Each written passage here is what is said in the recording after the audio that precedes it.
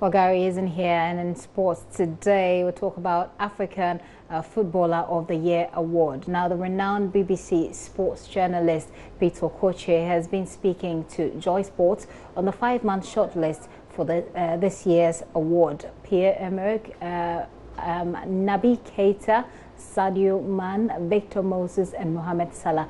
They've been reviewed, and voting for them for the BBC African Footballer of the Year 2017 is now open.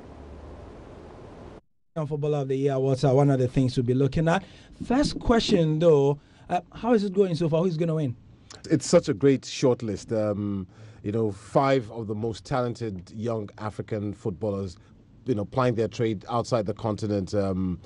You know, you've got 3 of the most expensive players in the world: Naby Keita, Guinea, and plays in Germany as well. You've got second most expensive Mo Salah, Liverpool and Egypt, and then you've got Sadio Mane, third most expensive player. He plays for Senegal and Liverpool, and then of course Victor Moses from Chelsea and Nigeria, and Pierre-Emerick Aubameyang from Gabon and Borussia Dortmund. I mean, all of them are talented.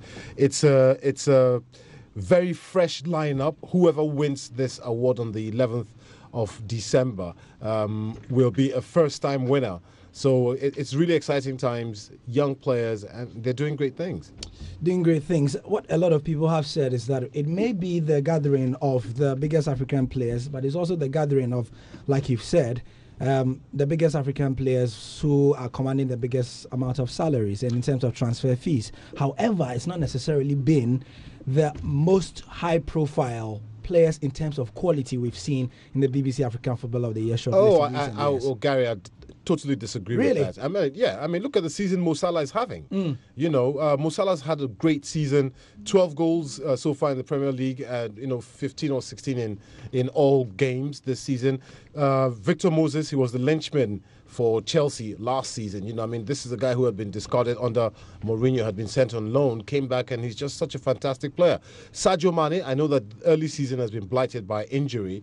And then Pierre-Emerick Aubameyang, I mean, who can say in the last 3 seasons, he's probably been the best African player out there. And, Naby Keita, who is the unknown factor in the shortlist. I mean, when we did the unveiling of the shortlist, I took my son, who is 14 years old, and 6 of his friends to the event, and all of them came out saying, well, if they could vote, they'd vote for Naby Keita. So I think it's a quality field out there, and I think they're all doing great things for their clubs. I'm just waiting for you to extol their platitudes, because I just want to drop this ball.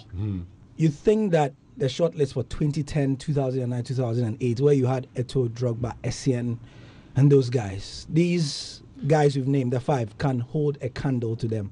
Not to talk of a touch. I mean, that's a different generation. That's a completely different generation. I mean, what would you say? It's only 7 years ago. Yes, but would you say that that any of the winners since then has been better than Abedi Pele when he won in 1992? You couldn't say that. Or Michael Essien when he won in 2006. Profile-wise, title-wise, I don't think so. Well, I mean. Victor Moses has a title to his name, playing for Chelsea. Naby Keita came from the 2nd division, first season, come second in the Bundesliga, which is one of the most difficult leagues in the world. I mean, Borussia Dortmund's Pierre-Emerick Aubameyang, one of the top scorers consistently in the whole of Europe. So I don't think I think we do them a disservice if we try to compare them to the older generation who did things in their own time. And these are new times, and these kids are kicking it.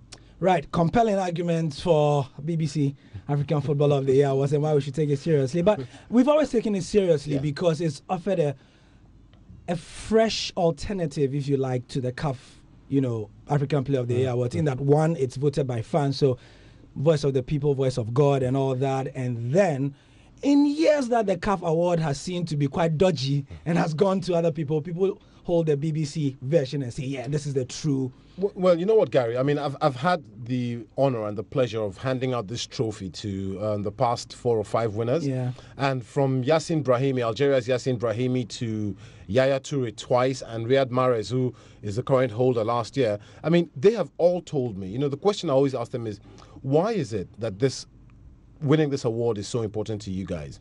And as you mentioned, they say it's because it's the only award of its kind. It's voted for by the fans, you know, who are actually, outside the players, the most important factor in football. So if the fans who we are trying to entertain vote for me as the best player on the continent, you know, I mean, it's got to make it makes you feel good. I mean, I remember handing it to Yaya Toure a few years ago, and I gave it to him at the Manchester City training ground, and all his teammates were so happy for him. You know, Kun Aguero, all of them, they were, you know, driving past and hooting their horns, and because it just makes you just realize that I'm actually playing with one of the best footballers on the planet. Interesting. So the other thing, a couple of questions I have, just one interesting one that I normally get.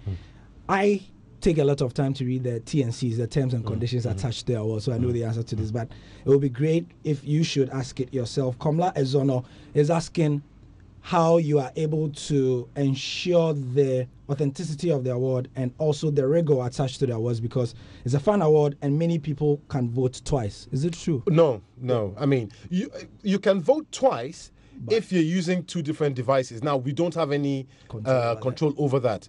But you see, that's why we took out SMS this year. So you can't vote by SMS again, because people were just sending SMS messages. You can only vote on the BBC website, because it's difficult for somebody to go around looking for 10 devices because he wants to vote for Mohamed Salah or for Victor Moses. I mean, nobody really has that kind of time anymore. Peter, I do.